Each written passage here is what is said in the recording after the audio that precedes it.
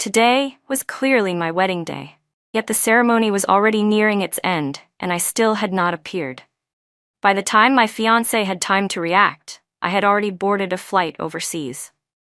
After studying abroad for 2 years, I had proactively ended my academic program early because of this wedding, carrying all my hopes with me as I returned home.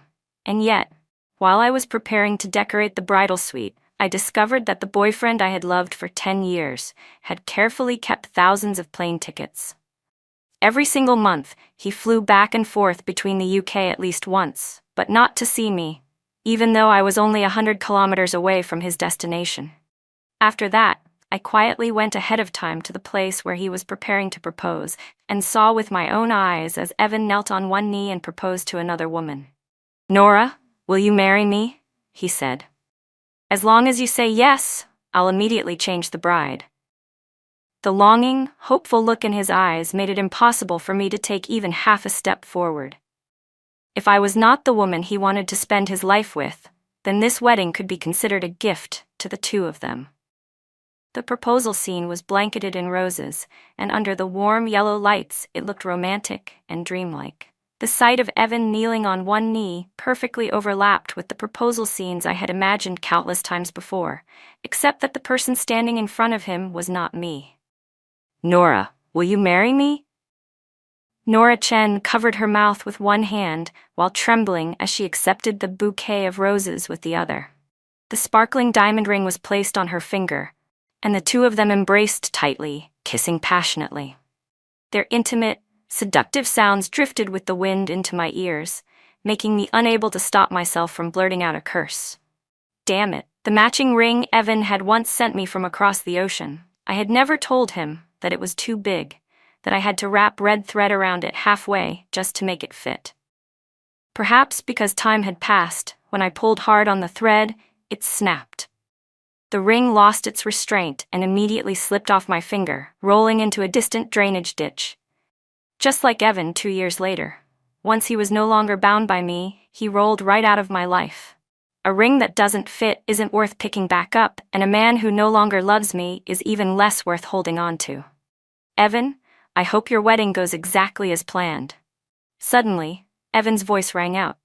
"Why do you insist on marrying only me?" Nora said softly. "Because I want to steal you away from your own wedding. Only then can it prove that I'm the woman you love the most." My steps came to a halt, because I was genuinely curious about just how far Evan was willing to hurt me for Nora. "Only you could come up with such ruthless schemes," he said. "Then you'd better prepare an extra pair of running shoes," she replied, laughing, "so you can run faster when we elope together." "Evan, can you really bring yourself to treat Emily Shen like this?" "Keeping my promise to marry her is already my limit," he answered coldly. "If she can't keep her husband and lets someone else steal him away, how can she blame me?" Their cheerful laughter echoed through the air like knives stabbing straight into my heart. I turned around and leaned my back against a tree, my legs so weak that I could not move at all. Afraid that my crying would alert them, I bit my lip, covered my mouth, and quietly left. But I hadn't gone far before my trembling arms and legs gave out, and I collapsed onto the ground. Wretched and pathetic. Struggling miserably, I dragged myself home and immediately called my academic advisor. "Professor, the research project you mentioned before, I'm willing to participate." Hearing this, the professor was overjoyed, yet also full of doubt. "Didn't you say you were returning home to get married and settle down?" he asked. "You and your husband plan to continue a long-distance relationship? Getting married only to live apart isn't a good idea. Do you really not need to reconsider?" I lowered my head and wiped the scrape on my knee. Every time I touched it, the pain pierced straight through my heart. Suppressing my emotions, I replied that the wedding had been canceled and that from now on, I would become his most capable assistant, devoting myself fully to research and hoping he would guide and mentor me. The professor, who had always treated me like his own daughter, immediately sensed that something was wrong in my voice. He said that today happened to be the deadline for submitting the list of names, and that he would report my name right away, telling me to return as soon as possible so we could start work a bit earlier. Once a person stays busy, there is no time left to dwell on meaningless thoughts. He told me not to blame him for being meddlesome, but over the past 2 years I had always been the one flying back to see that man, while he had never once taken the initiative to come abroad to visit me. That fact alone was enough to prove that he did not love me as much as I had imagined. Since I had already decided to let go, I should not keep sinking into the past. If I had not seen that bundle of cheap airline tickets tied together with my own eyes, I could almost have calmly brushed off my professor's words and insisted that Evan loved me deeply, that he was simply too busy. But thinking about it now, it was no wonder that at the end of every month he would always be so busy that he disappeared completely. It turned out he was busy traveling thousands of miles to be by Nora's side. Yet for those 2 years, I had been like a fool, pouring all my energy into studying and writing my thesis just to accumulate enough time to return home, enduring flights of more than 10 hours just to see him for 2 or 3 brief hours. Those short meetings had once been the happiest moments of my life, but my love across the ocean became a complete joke in the face of the stack of plane tickets Evan had so carefully kept.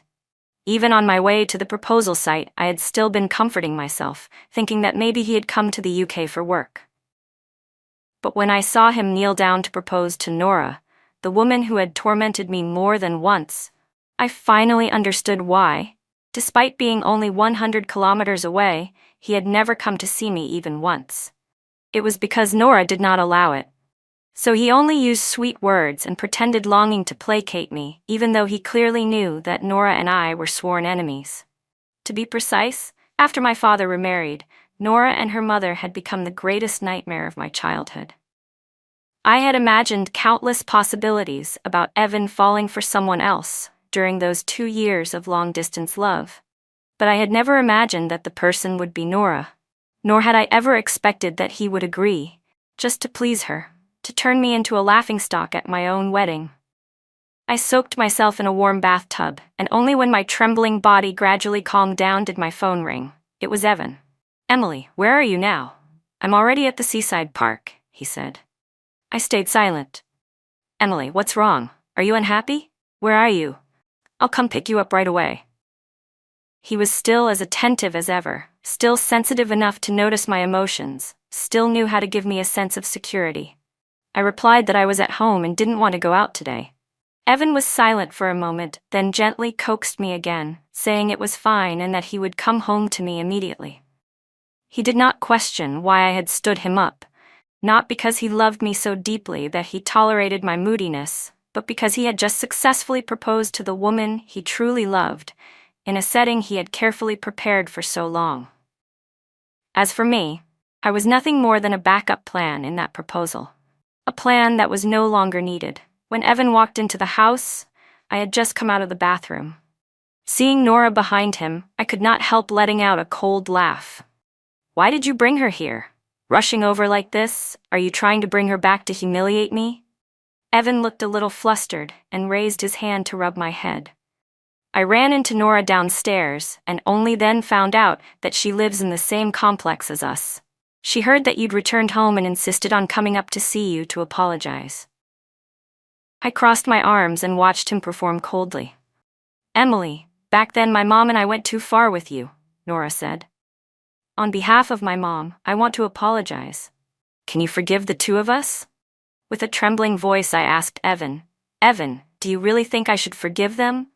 The pain in my ruptured eardrum, the numbness that came after being whipped until I could no longer feel anything, the sight of my mother's belongings being thrown into the fire at my feet and burned away, every wound from those memories was scorched deep into my mind, and I have never been able to forget them. I was not foolish enough to ask him why he loved Nora, because doing so would only make me look utterly devoid of self-respect. At first, Evan still showed some guilt, but when he saw that I stubbornly insisted on an answer, he gradually grew cold and said, "Emily, back then Nora was just a child. How could she have known right from wrong? Because of that incident, she's felt guilty for so many years and has already apologized to you. Why do you have to cling to the past like this?" What he called the past so lightly were precisely the days when I had been dragged into an abyss, tortured both physically and mentally. I refused to forgive, and he called me petty. I hated the people who had nearly driven me to my death. Past, yet, I was judged as being difficult and unforgiving. Back then, it had been Evan himself who took me to the hospital. He knew exactly how deeply I hated my stepmother and that stepsister, and yet he still loved Nora and decisively chose to stand on the opposite side from me. I watched as Evan reached out, trying to take my hand, clearly wanting me to reconcile with Nora. I flung his hand away and ground my teeth as I shouted straight at his face, "Evan, on what grounds do you think you can ask me to forgive them? On the grounds that they beat me behind my father's back and deliberately turned him against me? Or on the grounds that after my father died, they couldn't even be bothered to properly handle his funeral? Do you think a few apologies are enough to settle everything?" He looked at the back of his hand, now flushed red from where I had struck it, and could not suppress the displeasure that flashed across his face. Still, he forced himself to hold it in and said, "Emily, I'm doing this for your own good. You don't have parents anymore. Aren't Nora and her mother your only family left? Why do you insist on clinging to the past and tormenting yourself? People who are still alive have to learn to look forward." Every word he spoke sounded like persuasion, yet the face that had once been gentle now held only a familiar impatience, with not a trace of tenderness or love left. I felt my heart, already riddled with cracks, completely shatter into dust. The pain was so intense that I could not utter a single word. In Nora's eyes, I saw that familiar glint of smugness and provocation. "Emily," she said softly, "it's okay if you don't forgive me.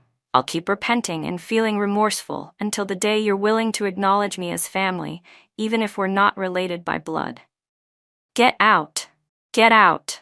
I clenched my teeth and braced myself tightly against the doorframe, because only by doing that could I keep my body from trembling. Evan's face now openly showed irritation. "Emily, why can't you be more sensible? Everyone makes mistakes. Can't you show even a little tolerance?"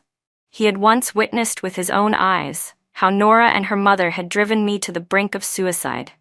He had argued with them for my sake, and even cursed them to their faces. So what had changed now? What had made him turn his back on me and stand on their side to protect them? I let the pain crush down on me, then looked straight at him and said every word clearly.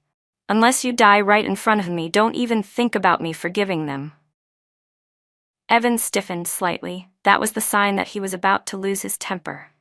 In the past, whenever he was angry on my behalf, he would wear that same expression.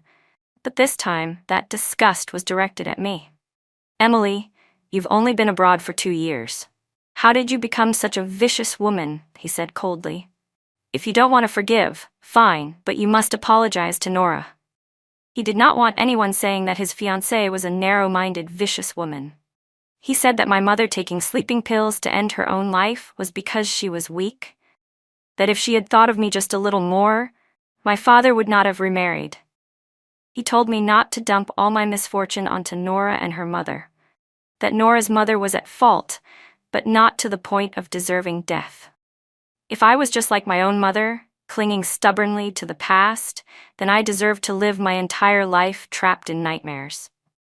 He was practically grinding his teeth when he said the word nightmares, and I could see it clearly, the flash of disgust in his eyes. The man who once swore he would protect me for a lifetime had, it turned out, also grown weary of my nightmares. In the end, all of my suffering and pain became the blade he used to wound me once again. I remembered the teenage boy whose eyes had once reddened just from hearing me say I had nightmares, who had held me tightly and whispered, "Emily, I'm here. Even if it's nightmares, demons, or monsters, don't even think about touching you." The man who had once used love and protection to pull me out of the abyss back then was now the one pushing me straight back down. All because of Nora. For her sake, he could even tell me that I deserved it. My body trembled, and I no longer had the strength to hold on to the doorknob. I let out a low cough and staggered backward. Evan quickly reached out to support me, only then noticing that my knee was badly swollen and red. He immediately knelt down to check it. "Emily, what happened? How did your knee get hurt so badly?" Then, as if trying to placate me, he said, Fine. If you don't want to apologize, I'll do it for you. But in the future, Don't be so unreasonable, okay? Summoning all my strength, I raised my trembling arm, my face pale as I pointed at the door. Get out. Both of you. Get out of my house. Evan knew perfectly well that I was extremely fragile at that moment, and stepped forward, trying to hold me and calm me down. But Nora suddenly burst into tears, lowered her head in grievance, and said, Emily, I'll leave. Please don't hurt yourself because of me. It's not worth it. After saying that, she turned and ran toward the door. But because she turned back too hastily, she slammed straight into the doorframe and fell sideways. Evan panicked and immediately let go of me, rushing over to catch her. The two of them tumbled out together, and even then, Nora's leg struck the doorframe hard, instantly swelling and bleeding. Evan hurriedly got up, wrapped his arms tightly around her, and rushed toward the elevator. Nora, does it hurt? I'm taking you to the hospital right now. The apartment finally fell silent, and my heart felt as if it had been crushed to the very bottom of an abyss. 10 years of knowing each other, 10 years of loving each other, and in the end, it still came to such a cold conclusion. I took out my phone and booked a plane ticket for the exact day the wedding was supposed to take place. 7 days remained, just enough time for me to completely clear away the past. Evan was right. The living should look forward. From this day on, I would decisively sever all the joy and sorrow of those past years. That day, I threw away everything I had personally prepared for the wedding. This house, which had never truly belonged to me, would no longer carry any trace of my existence. The last malignant tumor was the stack of plane tickets I had once carefully kept, recording every meeting, every moment I had mistaken for happiness. Without a second thought, I threw each one into the fire. Every ticket swallowed by the flames was a part of me that had once loved Evan with all my heart. Watching everything burn away until only black ash and a choking stench remained felt exactly like my 10-year love, reduced in the end to nothing but a handful of ashes. The next morning, the rich aroma of food woke me up. Emily, get up and wash your face, Evan said. I've finished making breakfast. You eat first, I'll take this portion over to Nora. You don't need to go. His hand, which was packing the insulated food container, paused slightly, then he turned and smiled at me. Don't feel guilty. Nora doesn't blame you. After breakfast, let's go pick new wedding rings. The custom-made ones from before had some issues and won't be delivered in time for the wedding. Since he liked putting on an act, I decided I would act along with him. Perhaps sensing my indifference, Evan grew a little uneasy. He brought over a box of medicine, squatted down in front of me, and carefully applied ointment to my knee. Emily, we've loved each other for so many years. Everything I do is for you. I just don't want, at our wedding, for you to not have a single family member by your side. Didn't you say you couldn't find a bridesmaid? I've decided to let Nora be your bridesmaid. Okay, I replied lightly, as if it were nothing more than a passing breeze. A flicker of astonishment crossed Evan's eyes, disbelief evident in his expression. Immediately afterward, he took my hand and pressed a warm kiss to it. He then brought breakfast over to Nora and didn't come back for a long time. I was scrubbing my palm hard, trying to wash away the place he had just kissed, when my phone rang. Emily, once you're done eating, come down to the parking garage. I'm waiting in the car. I went down to the underground garage out of habit and reached for the passenger door, only to see that Nora was already sitting there. Without saying a word, I quietly got into the back seat. Evan glanced at me several times, clearly very satisfied with how sensible I was being. Emily, Nora is a jewelry designer. With her here, she'll definitely help you pick a wedding ring you like. I nodded slightly and closed my eyes to rest. But when I absent-mindedly opened them again, I caught sight of Evan gently pinching Nora's cheek, their eyes meeting with an unmistakably intimate look. When he realized I was watching, he awkwardly explained, "There was a bit of dirt on Nora's face. I was just helping her wipe it off." I closed my eyes again and didn't open them until we got out of the car. The three of us walked into the jewelry store together. A sales associate greeted us enthusiastically, her eager gaze landing on Nora, who was standing very close to Evan. "Are you looking to choose a wedding ring for your girlfriend?" she asked. Both Nora and Evan blushed at the same time. Evan reached out and pulled me toward him. "Why are you standing so far away?" Come here and pick a wedding ring. The sales associate flushed red in embarrassment and hurriedly brought out a tray of rings. Nora stepped forward on her own initiative and began pointing things out. This one's too small. This one's color isn't good. Compared to the diamond ring already on her finger, none of the rings seemed worthy of her attention. The sales associate glanced at me, wanting to speak but hesitating. Nora pretended not to notice at all and finally picked a very ordinary ring. This one will do for the wedding ceremony. Later, I'll design a custom one for you, something even prettier than mine. The sales associate forced a compliment, saying, "You really have great taste." Nora smiled smugly and raised her hand, deliberately holding her sparkling ring close to my face. Of course it's beautiful. This ring was personally designed and custom-made by my fiancé. Evan stood beside her, quietly watching her show off. He neither stopped her nor showed any sign of guilt. On the contrary, a gentle, spring-like smile curved his lips. "Let's go with the one Nora chose," he said decisively. There was no trying on, no asking for my opinion. He paid, took the ring, and with an expressionless face, slipped it onto my finger. There was no kneeling, no roses, no proposal. This ring wasn't loose at all. If anything, it was a bit tight, and I had to force it on. I knew perfectly well that this was intentional on Nora's part. As a jewelry designer, all it took was one glance for her to accurately judge ring size. There was no way she could have made a mistake. But I didn't bother exposing her. I simply quietly recorded a video of the ring on my finger. The sales associate gently reminded me that if it didn't fit, I could exchange it for another style. I shook my head. No need, it's just a formality. As long as it's done, that's fine. Evan heard the indifference in my tone and said displeased, "If you don't like it, then don't buy it. Later, Nora will make a new custom one for you." I still refused. This one is fine. Nora, however, immediately put on an apologetic expression. "Nora, I'm heading back to the design studio to work overtime," she said softly. "I'll definitely design a truly beautiful ring for you, so you can have a perfect wedding." After saying that, she turned and left quickly, ignoring Evan calling after her repeatedly and never stopping her steps. "Emily, what's wrong with you?" Evan asked, frowning. "It's just a ring. What are you getting angry about?" I let out a cold smile and asked calmly, "Where exactly did you see me getting angry?" Evan pressed his lips together and pulled me out of the jewelry store. "I still have work to do at the wedding photo studio. We'll take the photos later, when I'm free." "Sure," I replied indifferently. "Or I can take the photos alone first. You can send a photo of yourself in a suit and have the designers composite it in. That's enough to fool everyone." Those words left Evan momentarily speechless. He stared at me for a long time, then opened his arms and pulled me into a hug. "Emily, once I finish handling everything, I'll take you on a honeymoon. We'll travel and take our wedding photos, those might look even better." But to me at that moment, those promises felt no different from an insult. He never had time to come see me even once when I was in the UK.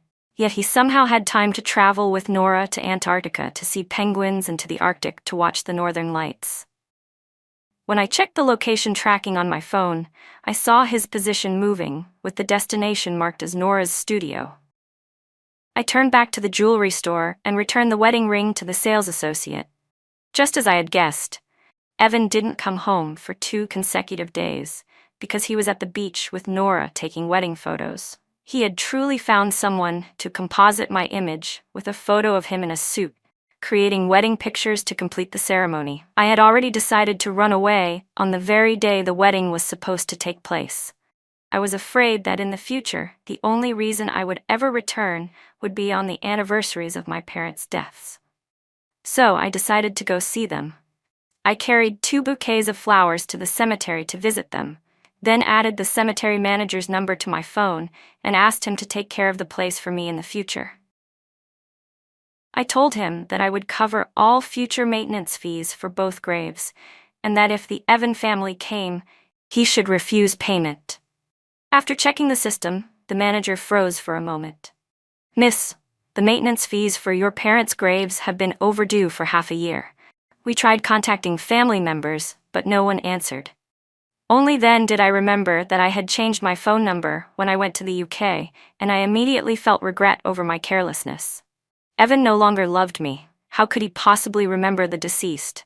I paid off all the outstanding fees, prepaid another 10 years in advance, and then left, my heart hollow and empty. But just as I stepped out of the cemetery, a familiar voice, one I would never forget even in a lifetime, rang out. Evan, how touching. You still remember that today is the death anniversary of Nora's biological father. If he knew you came to drink with him, he'd be smiling happily in the afterlife. I froze and slowly turned around, seeing Evan standing between two women, Nora on one side and her mother on the other. Of course, this is what I should do, Evan replied respectfully. Silly child, why are you still calling me that? Her mother laughed. In a few days, you'll need to change how you address me. Evan laughed brightly. Yes, Mom. Watching that warm, intimate scene, my eyes reddened. I left silently and went to meet my best friends as planned. The moment I sat down, I said bluntly, "The wedding is cancelled." The two of them exchanged meaningful looks. One hesitated before asking, "Emily, you already know everything, don't you?" I frowned in confusion, not expecting that they knew as well. One of them took out a photo. It was a picture of Evan and Nora together at the hospital, doing their premarital health checkup. Seriously, Emily, we support you running away from this wedding, she said. I really want to see how ridiculous a wedding without a bride will become, especially when it's Nora stealing someone else's groom. Hearing that, I actually began to feel a strange sense of anticipation. I hoped this wedding would truly turn into a farce. The day before the wedding, Evan brought home a brand new pair of sneakers. I asked indifferently, "Don't you hate sneakers the most?" He froze for a moment. After that, he rubbed my head and said with a smile, "Tomorrow I still have to carry the bride and run away. I'll need to run fast." In his words, the bride was me, yet the smile that appeared at the corner of his lips was not for me at all. It seemed that letting me be robbed of my groom right at the wedding, using it to prove how deeply he loved Nora, was something that gave him immense satisfaction. The next day, I arrived at the wedding venue early and took a walk around the site. A huge wedding poster was hung outside, displaying a photoshopped wedding picture of me paired with a suited photo of him. The traces of editing were painfully obvious and absurd. I took out a pair of scissors and cut away the bright, youthful smile on my own face from that poster, then hailed a taxi straight to the airport. When the flight attendant reminded passengers to turn off their phones, my phone was ringing non-stop with calls from Evan. I coldly switched it to Do Not Disturb mode, then calmly took out the research materials I had prepared and focused on reading. Evan would never understand what I had given up for him. And now, having escaped from the wedding, I could finally devote myself wholeheartedly to pursuing my scientific career. The new project was extremely complex and required a great deal of preparation, so much so that I had no mental energy left to think about what the wedding scene might look like at that very moment. When I got off the plane, my academic advisor and several senior colleagues were already waiting for me. They held up a banner welcoming Emily back. Some held bouquets, others smiled brightly, drawing quite a few curious glances from people at the airport who probably thought I was some kind of celebrity. The professor smiled kindly and put an arm around my shoulders. "Emily, we will always be your family. We are your strongest support." I had tried my best to suppress my emotions ever since I witnessed Evan kneel down and propose to Nora, but that single, simple sentence from the professor caused all the grievances I had buried deep in my heart to surge out at once. Tears streamed down my face as I hurriedly greeted everyone. One senior sister quickly handed me tissues, wiping my tears as she said, "Emily, Evan missing out on you is only because he's blind. You're our princess. You deserve to be loved the most." A senior brother clenched his teeth and said, "If you still don't feel satisfied, I'll fly back immediately and beat him up for you."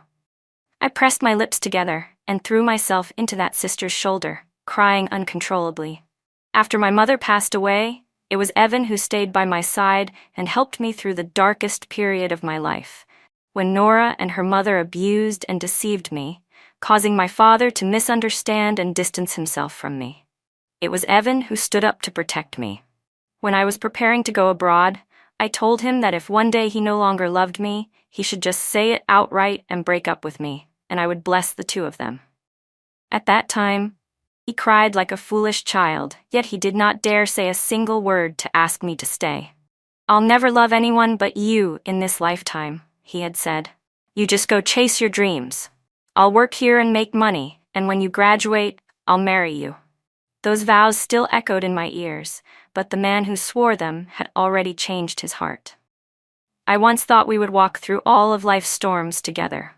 Who would have thought that he would leave me alone in the wind and rain and turn his back to walk away? After that uncontrollable outburst of tears, all the grievances that had built up in my heart for so long finally loosened their grip. The pain that cut to the bone also faded somewhat. The professor and my senior colleagues took me home and even went into the kitchen themselves to cook, welcoming me back like family, returning after many years apart. Immersed in that warmth, I silently felt that heaven had not been unkind to me after all. Only when everything had settled down did I dare to turn my phone back on while lying in my new bed. At this hour, Evan was probably in the midst of a dazzling wedding night. However, the moment I unlocked my phone, hundreds of missed calls from him poured in like a flood. More than the total number of calls he had ever made to me during our 2 years of long-distance relationship. Messages kept flooding in as well. I couldn't take that bombardment anymore. Just as I was about to turn off my phone, his call came through again. Since I only needed to say it once and be done with it, I answered. "Emily, you finally picked up," he said urgently. "Where did you go? I couldn't reach you, no matter how much I called, and you didn't reply to any messages. I thought something had happened to you. And why did you move out of the house?" I frowned. What exactly was he pretending now? Wasn't the fact that I had moved out and run away from the wedding clear proof that we no longer had anything to do with each other? Why was he suddenly acting worried that something had happened to me? Was it because, without me playing the villain, the wedding-crashing spectacle they had prepared for so long had lost all meaning? At that moment, I suddenly remembered the stack of plane tickets he had kept. When I was in the UK, alone in the middle of the night, rushed into emergency surgery, he had been only 100 kilometers away, yet he hadn't bothered to come see me. He hadn't even made a single phone call. Thinking of that, I curled my lips and said coldly, "Evan, congratulations on your happy wedding night. But I don't want to be a clown whose groom gets stolen in front of a crowd. Sorry to disappoint you both." On the other end of the line, his breathing became rapid, full of anxiety. "Emily, what nonsense are you talking about? Who's stealing a groom? You must be misunderstanding something, right? I waited for you at the wedding all day. You didn't show up, and all your friends disappeared too. I thought something had happened to you." I was worried sick. He was truly good at acting. Even the trembling tone he used when I was emotional, he imitated perfectly. He was probably angry that I had run away from the wedding and turned him and Nora into a laughingstock in front of everyone. At that moment, I opened the video my best friend had sent me. It showed him and Nora walking together down the aisle. A wave of nausea surged up to my throat. "Evan," I said calmly, "you had the right to plan for Nora to crash my wedding, so don't I have the right not to participate in that farce? Consider that wedding my gift to you. A return favor to the person who once helped me through the darkness years ago." My tone was flat, but that only made him angrier. "Emily, what on earth are you making a fuss about?" he snapped. "How could I let Nora steal a groom? I'm your husband. Even if she wanted to, she wouldn't have the right. I know you hate her deeply. It was my fault for arranging things on my own, trying to get you two to reconcile, but I did everything for your own good. Can you stop being so sensitive?" He denied everything outright, but to me, every word was nothing more than a disgusting excuse. I saw him propose to her with my own eyes. It wasn't that the ring had a problem, it already had an owner. He didn't have time to take wedding photos with me, yet he had time to take wedding photos on a yacht with her. He never once came to visit me in the UK, yet every month he could travel thousands of miles for her. I knew he married me only to fulfill a promise. So I stepped aside and gifted him a wedding. Shouldn't he be happy? Why did he still have to keep pretending, forcing me to tear everything open and make it awkward for everyone? Or did he truly think I should cooperate with you all, act along, and help you prove your true love for Nora? Evan panicked and began speaking incoherently. Emily, that's not it. Please come back, okay? Come back and I'll explain everything clearly. Explain what, exactly? Explain to the guests he had invited to the wedding that the bride had run away, only to make Nora, dressed as a bridesmaid, shine brighter than the bride herself, and turn me into a joke before the entire world? When you wanted to start a business, I continued, I used my research results and put your name on the patent applications. When you lacked capital, I used my father's inheritance to help you get through it. When you finally succeeded and I said I wanted to get married, you told me to wait a little longer, so I clenched my teeth and kept studying. I applied for a PhD in the UK, all so that when I returned in the future, I could be someone you could rely on. You said you were too busy to come to the UK to see me, so I flew back across thousands of kilometers just to be by your side for a few days. And what about you? When you were only 100 kilometers away from me, you still chose to stay beside Nora, taking her through the very places you once promised to take me, saying the vows that had once belonged to me. Have you forgotten? Back then, you once stood before a Buddha statue and swore that in this life and the next, you and I would never be separated. And now it has come to this. Even so, the first thing you thought of was still calling me back. But in your eyes, am I really that lowly, like a dog you can summon at will and chase away whenever you like? Emily, he said anxiously, I know everything that's happened has hurt you, but honestly, what I have with Nora was just fooling around. No, I never intended to let her actually steal the groom. I know you're in pain right now. Just tell me where you are. Let me come get you and take you home. Okay? I couldn't help letting out a scornful laugh at Evan. Stop lying to yourself, will you? You're just unwilling to accept the fact that I was the first one to leave this relationship. Emily, I've never lied to you. Where are you? If you don't tell me, even if I have to dig 3 feet into the ground, I'll find you. In this lifetime, I'll only marry you. I'll personally prepare a proposal for you, have a huge diamond ring custom made, take wedding photos with you, hold the wedding you once dreamed of, and take you to see the northern lights. But when he spoke the words, "get married," his voice already carried a sob. After 10 years of loving each other, only when I was completely hopeless did he finally remember that promise of marriage from long ago. But it was too late. I didn't need it anymore. I would not spend my life with a man who no longer loved me, nor could I accept that the person he loved was the very one I hated the most, Nora, and that he had deceived me again and again. He had always known exactly what I wanted, yet he had never truly done a single thing. Evan, thank you, I said calmly, for once walking part of life's road with me. But this is where it ends. Clinging on now would only strip us of any remaining dignity. Before, it was me who didn't know how to let go. Now I've let go. I wish you happiness. Emily, I will definitely find you, he insisted stubbornly. I'll apologize. I'll beg for your forgiveness. Please wait for me. Give me another chance. His persistence only made me feel exhausted to the core. I replied coldly, Nora suits you very well. Cherish her. As for us, there's no need to ever meet again, and no need to stay in contact. I hung up decisively and immediately blocked all contact from him. Having been kept in the dark for 2 whole years, I no longer wanted to be a shadow chasing after him for even one more second. A new day began. My advisor, my fellow researchers, and I continued to bury ourselves in our research work at the Baker Island Research Station. We were so busy that we forgot to eat and sleep, yet we felt deeply fulfilled. In the past, there were times when I would lose focus because I missed Evan, only to be sternly reminded by my advisor. But now I devoted myself entirely to my work, so much so that everyone began to worry. Emily, don't push yourself so hard, one of them said. At this rate, you're about to steal all our spotlight. If the professor sees this, he'll say we're being lazy. Another joked. Seeing the concern in their furrowed brows filled my heart with warmth.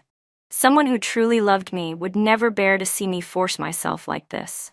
And yet, for the past 2 years, Evan had known perfectly well how hard I had to work just to see him, and still he had treated me with indifference, as if I were a joke. Another exhausting day came to an end. We returned home together under the warm yellow lights. I never expected that downstairs I would suddenly run into Evan. The moment I saw him, heaven For a moment I almost thought I had mistaken him for someone else. It had only been half a month since I last saw him, yet he had grown so thin that he was nearly unrecognizable. I gently tugged on the sleeve of the senior sister beside me, wanting to avoid him and hurry upstairs, but he had already noticed my retreating figure and called out, "Emily." I kept walking. He rushed straight over and blocked my path. When he finally saw me clearly, a kind of delighted light appeared on his gaunt face, like someone who had just recovered a lost treasure. He held out a bouquet of vivid red roses, his eyes filled with deep affection. "Emily, I was wrong. Come home with me." I lightly pushed the bouquet aside and looked straight at him, my voice icy. "You keep following me like this? Doesn't Nora feel upset? Besides, we've already broken up. The more you pester me, the more you lose what little dignity you have left." Evan didn't get angry at my indifference. Instead, he patiently coaxed me. "Emily, listen to me. I was just temporarily confused back then, which is why I agreed to play that ridiculous game with Nora. Actually, the first time I went to the UK was to look for you, but as soon as I landed, I got into an accident. Nora took care of me for half a month without leaving my side. I didn't dare tell you because I was afraid you'd worry, and I was also afraid you'd be angry if you knew we were that close. Then one time, I got drunk and mistook her for you. I felt ashamed and didn't have the face to see you anymore, so I went back home. I just didn't expect that to be her first time. After that, she even got pregnant from that night. I felt guilty and wanted to make it up to her. After all, she had an abortion because of me." No matter how elaborately that clumsy lie was dressed up, I couldn't believe a single word of it anymore. If he had really been so drunk that he couldn't control himself, how could he remember every detail so clearly? And if he hadn't been drunk, how could he possibly have mistaken one person for another? But no matter what, as long as I didn't expose him, he would forever believe that his performance had been flawless. Everything he had done was nothing more than exploiting my love to toy with my heart. "Emily," he said urgently, "didn't you once say that no matter what mistake I made, as long as I knew how to correct it, you would always stand there and wait for me? Now I know I was wrong. I promise that from now on, I'll have nothing to do with Nora anymore. Give me one more chance to start over." I had said that before, yes, but now I no longer had the patience for him. "Just consider me someone who breaks her promises," I replied calmly. "Whether you're lying or truly repentant, no longer has anything to do with me. Please stay away from me. Seeing you now only makes me feel disgusted." I knew exactly why he was reacting so strongly. It was simply because he had always been confident in himself. He couldn't accept that I was the one who let go first, so he panicked and ran over to beg for my forgiveness. The man I once worshipped like a hero had now become nothing more than a two-faced liar to me, so vile it made my skin crawl.